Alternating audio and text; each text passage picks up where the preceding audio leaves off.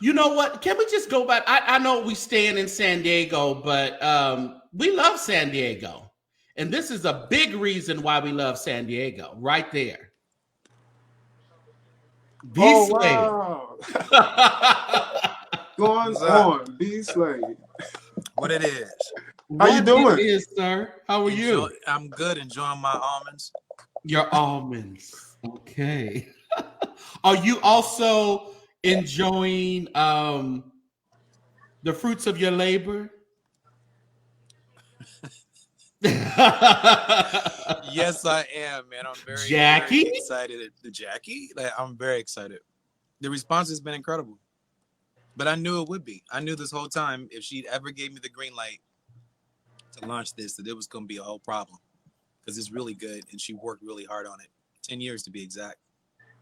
We talked the other night, and I told you, man, listen, I think it is like the best thing ever because it just sets her apart from what we're just used to with the Clark. We love the Clark sisters, right, Eric, and the Clark sisters sound.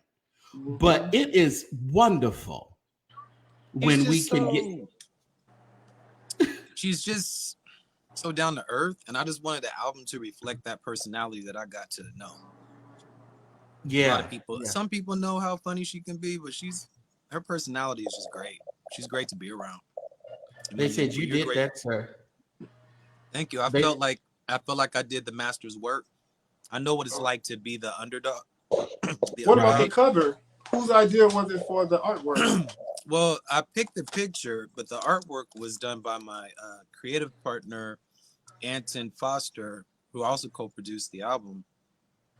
And we had been discussing this look for her for a long time. We would send lookbooks to each other about the direction we wanted to go into. So we drew a lot of inspiration from Miranda Priestley and just how someone could be in a later season in their life, how ageism in Western civilization oftentimes dismisses people as if they're no longer relevant or valuable in the current commercial marketplace.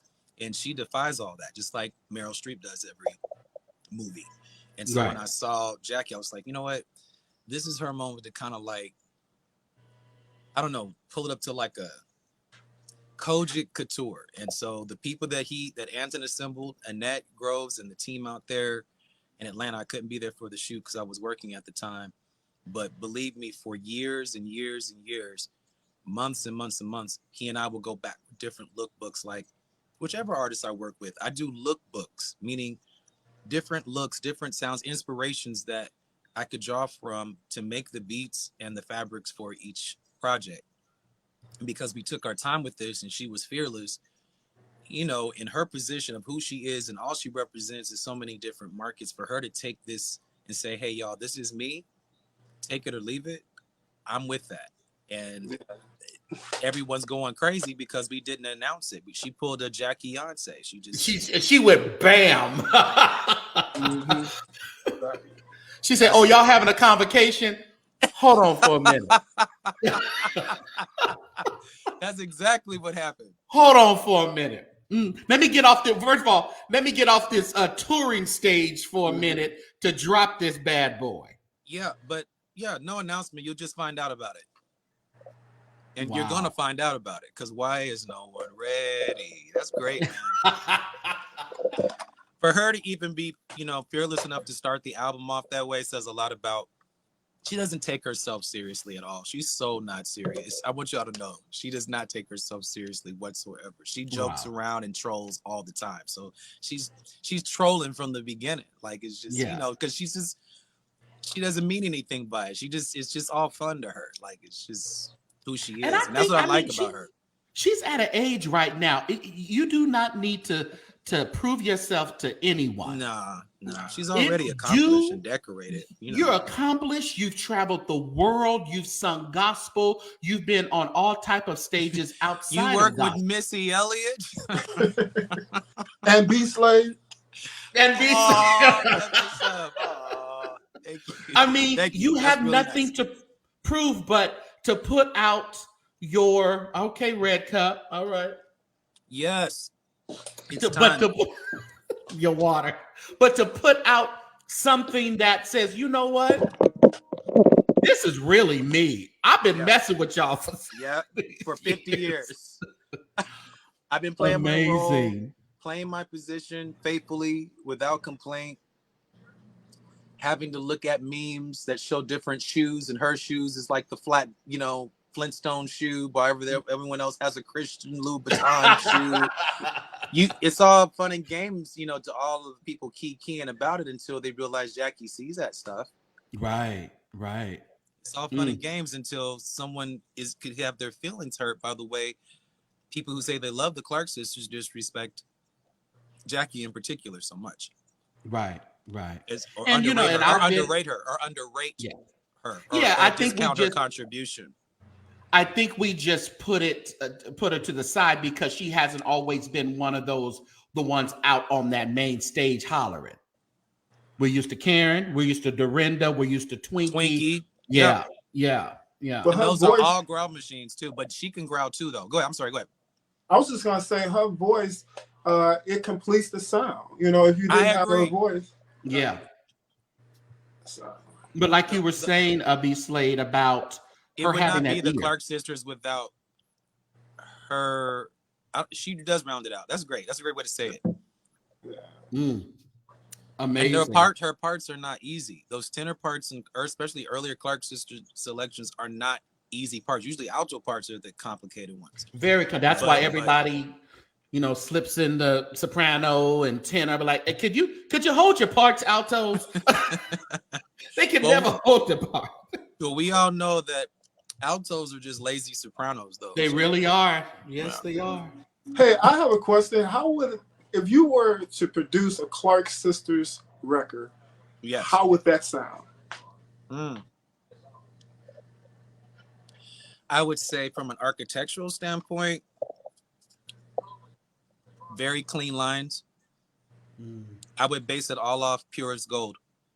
I would focus the group on harmonies that come from the throne.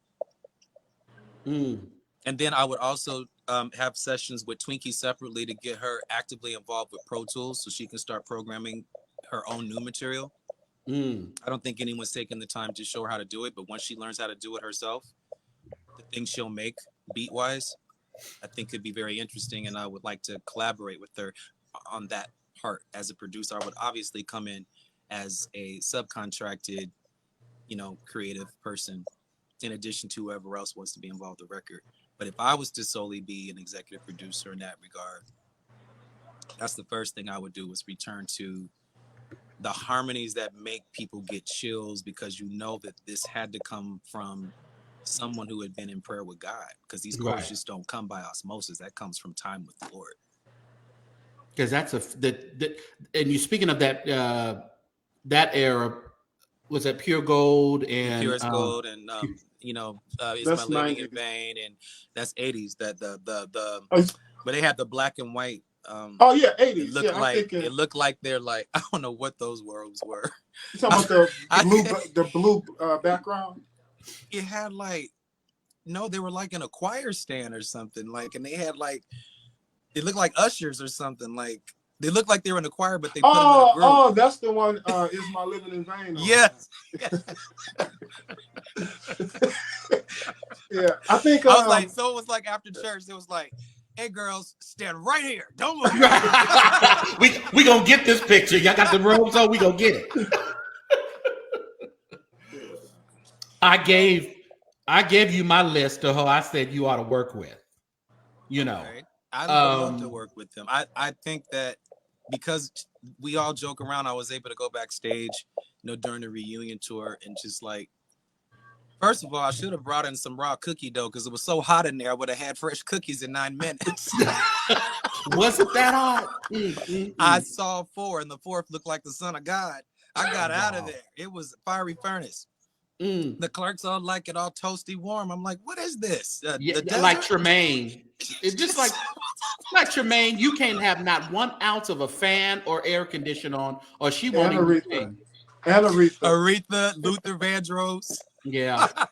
The greats. The greats. But I'm saying that just to be able to go backstage and laugh with them and have that, camaraderie. And for years, like going to SMAC conferences and things of that nature. And me and Dorinda can't sit next to each other in any award show or any church service because we're always cutting up because she's as crazy as I am, like joke wise. Yeah. So I can imagine how much we'd cut up as a collective. I would love to do that. I would love to work with them. I would love to just have a chance to have apostolic boys see these cultured girls in a new way. Wow. Apostolic. Oh, you got 3 apostolic boys sitting on this. Oh, absolutely. Yeah, Acts 2:38 for life. Bang, bang, gang, gang. Tell me something about this real quick. Oh. The sweetest name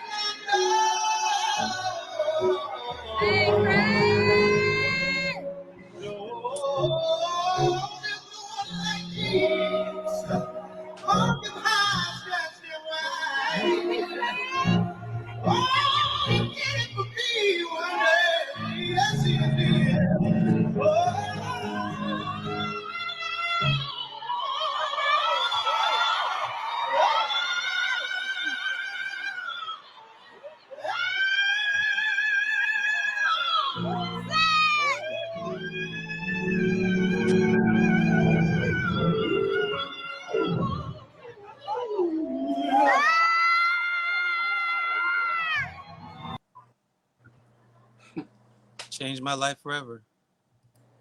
Why you do them people like that?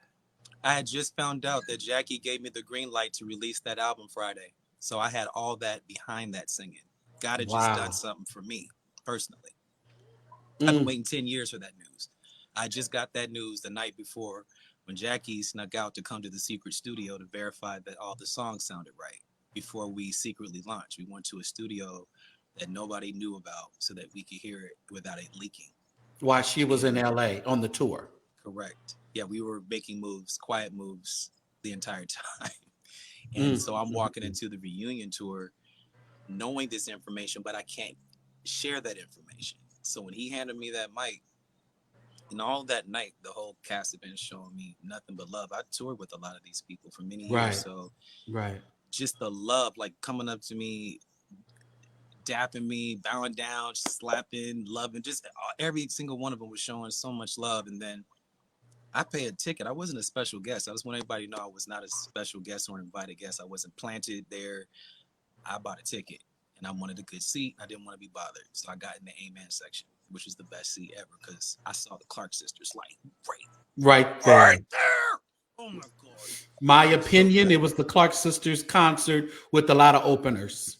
I feel like they were the ones who stole the show. I really do. Not even stole it, but it was more like they just have a lot of years behind their chemistry and charisma, and it's nothing you compete with. You just let it be, and you get excited about it, let it flow. Yeah, but it's not because like I'm a fan. I am a fan, but outside of all of that, I wished I had seen more of them involved in the show. More either another second set with a few other of their hits. I know that I like the set that it was. Don't get me wrong. Like sometimes you got to lead the people up, before they start sitting back down. You know what I'm saying? So I like that approach too. But I would have loved to have seen like one more quick little thing that happened, or I don't know. I don't know what that would have been, but I just felt like I wanted a little bit more of the Clark sisters in there. 20 years next year, sir. Out of the box. Yes. 20-year anniversary. Eric, this has to be big. It's I know it's big.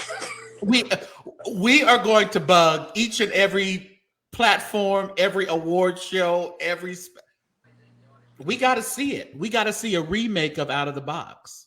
Yeah, I agree. I thought about that when Kirk handed me that mic because he was in Out the Box. He's on like two numbers in that one. He played piano on God Is Not Forgot, and we did a song together called Since Jesus Came. We had a dance battle and everything. It was great. So since that time, we hadn't worked together in that regard. We've been on award shows together. He hosted the Stellars one year when I was on with Snoop. And Kirk always sees me. He'll say things like, well, you look healthy. I'm like, well, nigga, what am I supposed to be? Unhealthy. Supposed to be half dead, Kirk? Man, you look really. Yeah, nigga, I know.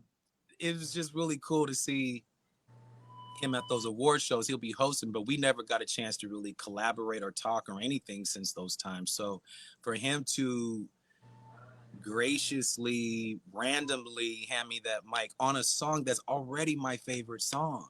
Right. That was already my, like, imagine being able to sing the song you always love to sing anyway, and the writer of said song says, "Here you go." Take it. What? Yeah, yeah. So whatever's going on in Kirk's life on the reconciliation restoration tip, it's across the board. Tens. Yeah, yeah. And we're gonna accept it. We're gonna be open to it. And Yeah, because here's the thing. Like, had I been closed off or scared or not sure where everybody's coming from, and didn't come in there with an already open heart to receive, I could have missed out on a really, life-shifting, career-defining, groundbreaking personal moment. You gotta get better, not bitter. Right. Everyone on that cast has been through some things since I've been through some things, so the grace is there. Right. We all need a cross. So I felt genuine, unconditional love from everybody involved. I enjoyed myself the entire night. I actually was able to receive for a change instead of always being on the stage. And I just took that in and thought to myself, out the box. There's an out the box 2 that's already out. There's an out the box 3 that's already out. It's available at B.Slade.bandcamp.com. And it hasn't been released to all streaming platforms, but it is on exclusively there. And again, you said that was the moderators. Yeah, B.Slade.bandcamp.com. B.Slade.bandcamp.com. Yeah. And they said, "Make Me Over." Yeah. Absolute favorite. That song is still doing way more than I ever anticipated it would do, writing it in an IHOP parking lot. That's for sure. You wrote it in an IHOP parking lot, sir? Absolutely. And where did it come from? What was the thought pattern? How did it enter your psyche? Well, number one, at the time I had this black journal that I would take with me everywhere. And I was kind of like, how do I go about talking about the truth of who I am? And there's a song called Feelings from an album called Oak Park. Make Me Over actually comes from that song, but most people don't want the feeling song. They only want the Make Me Over part of the song. Right. Make Me Over came from the end of Feelings, which features a Karen Carpenter sample. It's really, really powerful, very vulnerable song.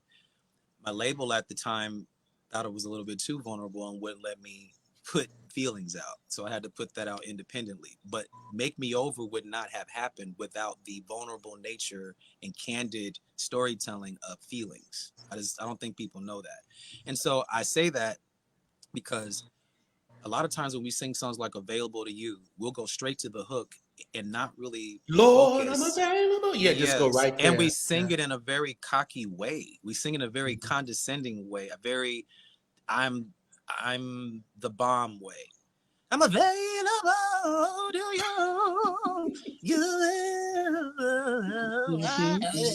We already know it's not even from, you're singing something from a stylistic standpoint.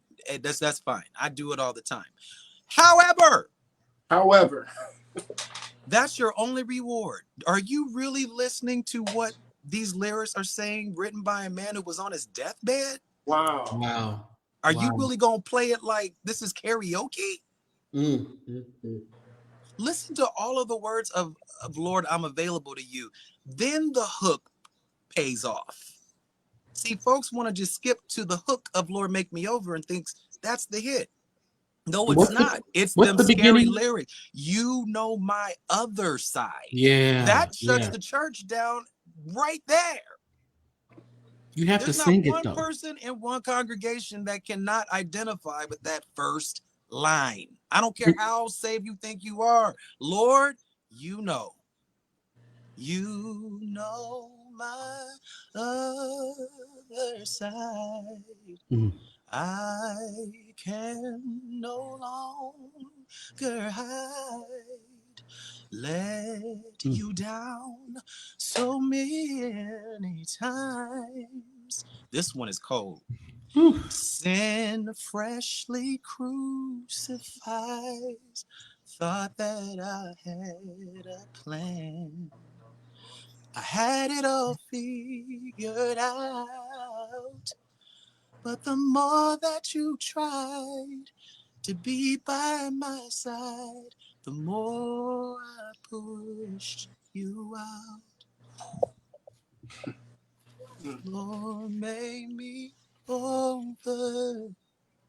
Lord, make me over. Lord, make me over. Make me over again. See, someone who can't sing real good can sing.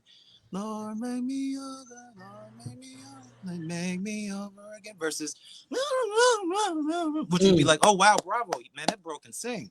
But I can't connect because I can't sing along. This is one of them songs that make you feel it. And even if I can't sing, I can sincerely sing what this song represents. You cannot be doing this to me. My God. And you don't do that ever. Yeah. Oh. Yeah. You've known me a long time, buddy. We've known each other a long, long, long time. That's why Church. I know those are just not lyrics for you. That's life. Life. Yeah. You knew my parents, bro, very well. I did. Mm-hmm.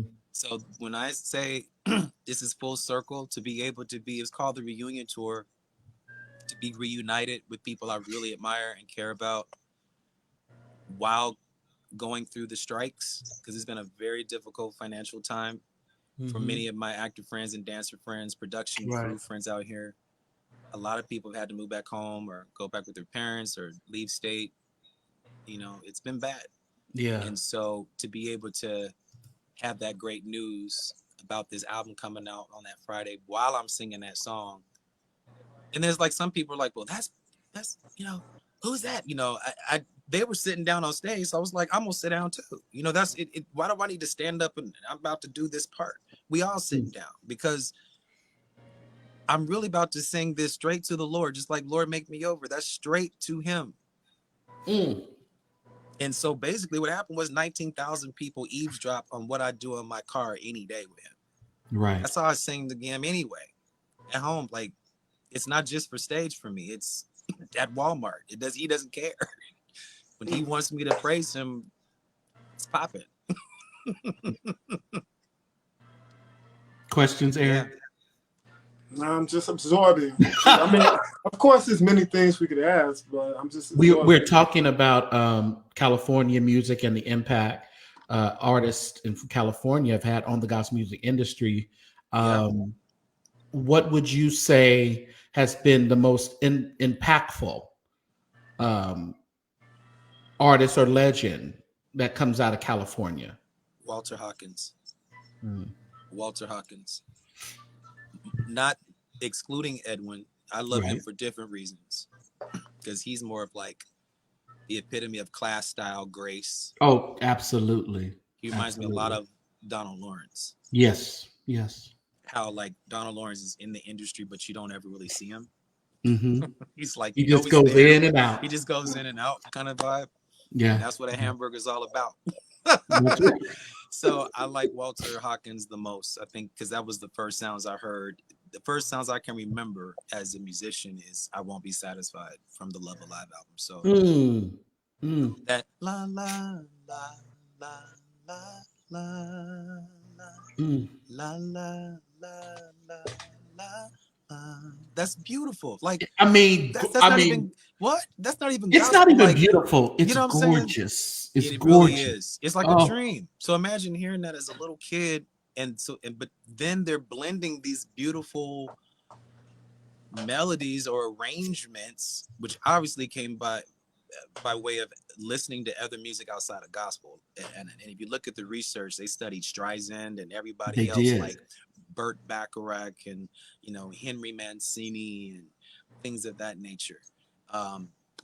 That all comes into the choices and the risks that they took as a family. Right. There is no other locomotive in the world like the locomotive of a badass Oakland band. You can forget it. Curtains, good night, quick fast. Don't turn your mic for a second or this drumstick might end up in your yes. Yeah. Yes. Even to this day, B, those freaking Oakland musicians are so aggressive. I got chills, bro. Just talking about it. It's so aggressive. And that's what makes me, when I came to Yoshi's, I had to have an Oakland band. Yes. Why would I play myself and not utilize those goons? And they go in. Listen, the organists that I work with out there, the drummers I work with out there, they look like you better have protection. Right. They're a little scary. But that's okay. But that's what I need. If I'm gonna like give my best, then I have to be surrounded by the best that are relentless. I'm a very relentless artist live. I blank out. I don't care. You're gonna get on it or you're not, but either way, you're gonna watch. And some of them said they've seen you with Patty. Oh yes, I love Miss Patty. I toured with her for 5 years. About a year ago, I started getting back to working on my own career because I wanted to move into film. But I had a great time being, creative director, bongo player, rapper, singer, son. Whatever Patty said, B, you were that. I was that, like at her house, her making me the most amazing dinner I've ever had in my life, being able to record songs for her new record and see her deal with Pro Tools in a way that, showing her waveforms and, like, oh, I get it. It's like, so Miss Patty, this is that waveform. On the second waveform you stack, I wanted to look just like that. She's like, don't make it look like that. She's like, okay, I'll try. And then so she got it right. Then I showed it to her on the giant screen. I said, see how these two match? Now listen how it sounds. I play it back. She's like, oh, so I just got to keep doing that all 4 times or all 8 times. It's like, yes.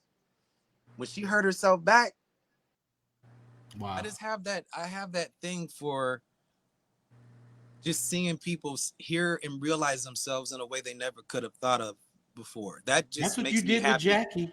Yeah. That's my calling, to do that with particularly underdogs, those who are underrated or those who are gaslit. Yeah. Or humiliated. I want to help them shine and glow and get their dignity and their esteem back, because it's very humiliating when someone is making fun of you or doesn't take your offering seriously. And you have proven that all the humiliation and ridiculousness that you've gone through, that it was all just a tool to put you on top and to be the leader for the people that are on top, supposedly. You're taking these folks to the next level that they couldn't have got it with no one who hasn't been through anything. That's the key. We overcome by the words of our testimony. And that's why a lot of the churches don't have the power. We don't know how to filter the testimony service. Like if you have a good testimony service MC or conductor, they know how to keep it moving when someone starts drifting off the track. Yeah. But the reason why the church isn't really seeing a lot of power is because we've removed testimony service. It's one thing to hear your pastor give you a word, but when you hear another lay member who's like you testify of his goodness or some faith issue, you can see yourself in relation to them more than you can sometimes leaders or bishops and things, because you can relate to them on that level. And when we remove that aspect, people stop overcoming. There's more depression in the church than ever before. Why? Because we're not testifying. We're not testifying like this situation happened. This was the plot, but here comes the twist. Jesus did this. Right. You don't need a preacher sometimes. Sometimes testimony service will wreck a church.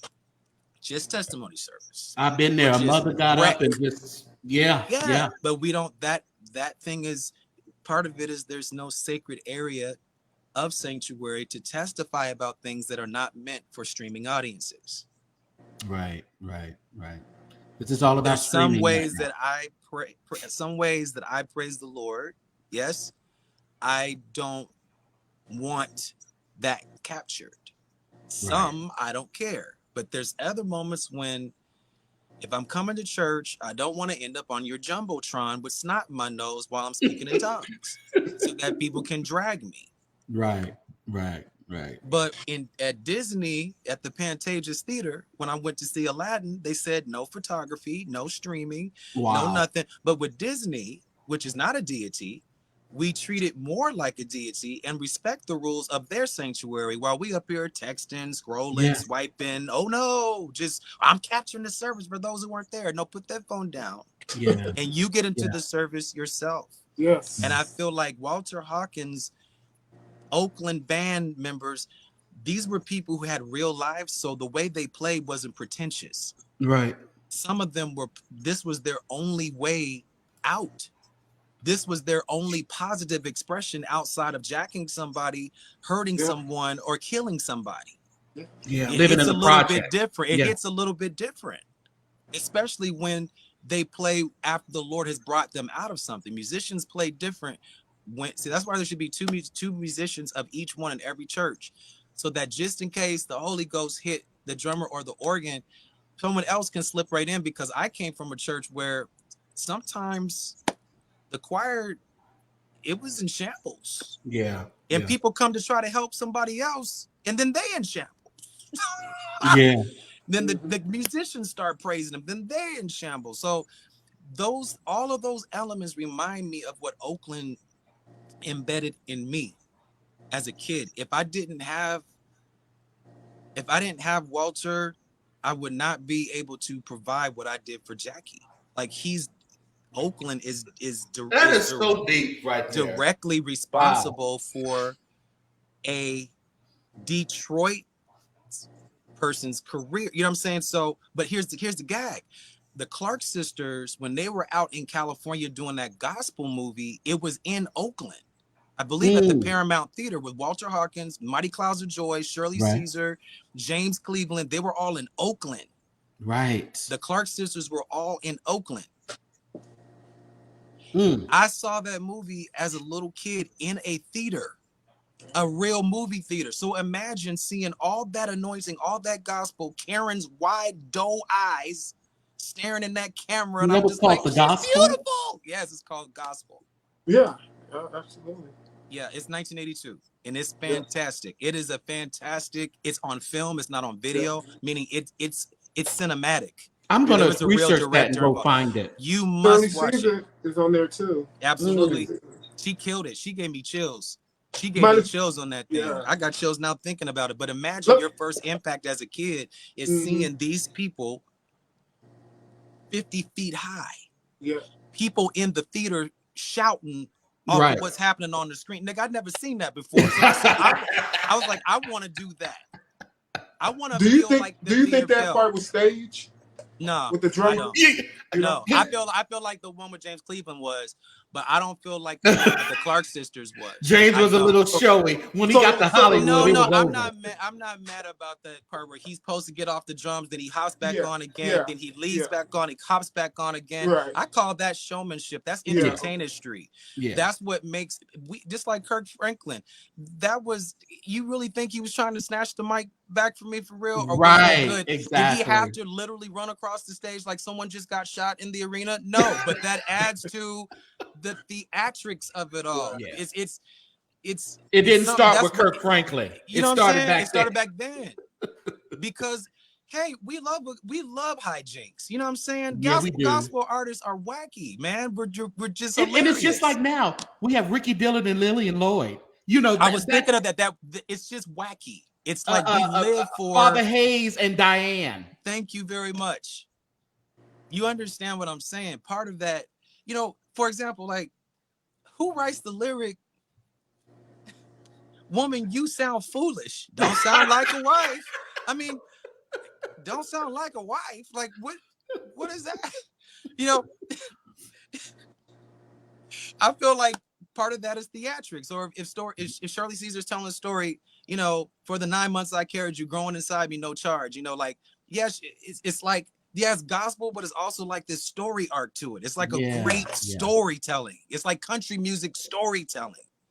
Like I can't listen to too much country music because I always get emo. You get in your feelings, yeah. I do, because what they saying is so. Yeah. The lyrics be so poignant, and they mean what they say. Yeah. And the thing about the Clark sisters and even the Hawk is like, I like how they kept it edgy, but it was always word laced. Yeah. And word based. When you sing scriptures, bro, something happens. You can't sing scriptures. It's like you can't sing Jesus too many times, and you can't say hallelujah too many times. If you didn't feel it, you don't got it. You don't got it. Get back down there, baby. You need the evidence. I just hear stammering lips. You need the boldness. Yes. Wow. That's what you need. Get back down there. You ain't got it yet. She said, B.Slade, I love your heart. I am from East Palo Alto, and I understand everything you're saying about Oakland, California, Bay Area, Northern California. Yes. Absolutely. It's distinct, right? It's distinct. Thank you, Jessica. It's a different, but I find it in Los Angeles as well, but there's a distinct difference. Yeah, there is a distinct difference. Just like, San Francisco is if New York and San Diego had a baby, right? Gotcha. So, no, it's true. You think about it, that's kind of what it is. Okay, I can see that. Oakland is that step kid that was pushed off to the side, overlooked, but had a real heart to survive. Yeah. And if you climb up through that rank, usually people that get to climb through it end up as Tony or somebody, because it's not easy to break through. Sly and the Family Stone. It's not easy to break through there. Oakland's always treated like, I don't know. I feel like people be giving it a little too much sometimes, and I get it. It's Richmond's even like, whoa, you better be ready. Yeah, Richmond's a little interesting now. but that didn't just happen by osmosis either. It didn't. No. The Oakland people moved to Richmond. They're like, look, we trying to get away, and now that's even more lit than Oakland was, But all of the culmination of all of that is what makes people not play around when they get to this sanctuary on those instruments, or not play around on that mic when they get it, because my life is at stake. It's either this or something that's not going to be good. Yeah. You can hear that in the music and the writing and the arrangements and the intensity of the play. Period. Every time. Still to this day. You're doing movies, right? Yes, I am. I just shot my first of 5. I still have a few more scenes to shoot for my role in this particular film. I did all my stunts last night, so I'm very bruised up on my hip. My shoulder is a little messed up, but I wanted to do my own stunts, and people are going to be very surprised. It's called Hollywood Producer, and I am playing an antagonist, actually. Someone that you guys are. It's so weird. Like in Dietrich's movie, I also played. I don't want to say I was an antagonist in Dietrich's movie, The Fallen, but I was certainly someone who was insecure and really, I don't know, arrogant and smug, like the character Hook Harmony. This one is another smug person, but this is a sociopath now. Now we're talking about someone who can't even recognize the feelings of others, because somehow they take the things they do to others and make themselves the victim, even though they were the initiator. And this is to manipulate himself. I don't want to give the plot away, but to manipulate himself to remain in a place of power he didn't really earn. So I had to not judge that, not worrying about how people would perceive me as the actor, and just tell that story. And y'all have never seen me in a capacity like the scene I just shot last night. I shot from 12 to 9:30, 4 different scenes, 4 different locations as well. And the last location, you guys are just, I feel like you guys going to be like, wow, Well, the chat does not want you to do your own stunts, B.Slade. If there are those that are absolutely dangerous that I feel smart enough to know not to do, yes. Okay. But I train for this stuff. I'm a gymnast. A lot of people don't know that I actually can do flips. I flipped off of pulpits and landed it while singing before. All of those things are. I love gymnastics, acrobatics and things of that nature. So I've always had that Steve McQueen, tactical espionage hero type, CSI, run, fight, chase scene. Yeah. I've always known I wanted to do those types of films. So this was very physical last night, and everyone's I think just gonna be super surprised that if you just put yourself out there, because I put an audition reel that I put together myself on my Instagram, and I was just like, I'm ready to act. 183. I went through 4 different characters in about 30 or 60 seconds, just to kind of give them some range in a quick bit. I booked 5 films. Wow. Well, we Eric, we need him to book the Prince biopic and the Sylvester biopic movie, Man, that would right? be awesome. That would be awesome. You know, part of the reason I got the name B.Slade came from when I had to study for at least the aesthetic of what the Sylvester biopic I was working on at the time was going to do. There was a movie called Because I thought you were supposed to do that. I could have swore we talked about that back in the day. Yeah. I'm sure it's still going to happen, but just like I've noticed, like for example, Mahogany was I think written in 1962. Diana Ross and Mahogany was written in 1962 before she was even famous. Yeah. And then years later, 1975, the film was finally made. Same thing with Jackie's album. We started in 2013, but it releases in November of 2023. Wow. Some things are worth the wait. Yeah. So, yeah. Look at that. Look at that. She's beautiful. Like it's beautiful. And people are saying, oh, she was, pulled in or whatever. No, she wasn't. It's just the way that we cast the shadow. If there's another picture of her inside of the back of the Maserati, you can listen here. I don't care if y'all AI'd it, snatched it. That's Jackie, okay? No, I know, but I wanted to be clear about the fact that she actually fit in that dress, and she did the fit work in the to dress. actually. Yeah. Is she leaning on an actual piano? Yeah, that's an actual piano inside of a warehouse. She talks about it on my my Instagram. You guys should check out her giving details of the photo shoot. Yeah, she was on with you last night, right? Yeah, I wasn't able to be at that shoot in Atlanta because I was busy with Patty at the time, I think. And so Anton Foster, who's the creative director, made sure everybody out in Atlanta knew what direction I wanted to go in, and that Anton and I had discussed. She was on board for it. So the stylist, the hair, Annette Groves, who shot the photo, shout out to Annette Groves for capturing that. It almost looks like Italian Vogue or like a Vanity Fair type picture. And I felt like for the dynasty of the Clark sisters, this is a new era of Renaissance because no one saw this twist coming. We have the new baby coming into the dynasty, and now we have Jackie's new baby coming into the dynasty, and we're also seeing her rebirth. So it's an interesting time in the Clark dynasty in my mind. It's a very exciting time to be alive to see Jackie make this happen while all sisters are on tour. This is a very special time in gospel, in music. And Jackie needs to go out and hit that tour with some other ladies, maybe one or two others. Yeah, and I think it'll be awesome. Yeah, I think that's an awesome idea. I think that would be a great idea. I would love to see her alongside Anita Wilson and Yolanda Adams. And, I would love to see that. And so she's coming out so we can start developing, her stage show. She still has more press to do in Los Angeles. She still has more photo shoots to do because how it is. You do photo shoots, and as soon as you put them out, all the photos are already used, and you want to come up with some new ones. Right. So she's coming out to shoot that. Oh, my food must be here. Hold on one second. Again, everybody, make sure that you are supporting the channel by liking, subscribing, and commenting, and joining, donating, doing whatever you can do to support the St. James Show, and also support Eric Maurice Clark at Gospel Diaries. Eric, I always have something up my sleeve when you come on the show. You do. And this was a pleasant surprise. Do you hear me? No, false alarm. Chance just knows. False alarm. Well, we don't want to keep you. I wanted to just for you to speak to it, and we wanted to speak to you for a little while. We don't want to hold you all night, but we are so proud of you. Absolutely. And we look forward to, I know I look forward to what else the highly sought after producer is coming up with.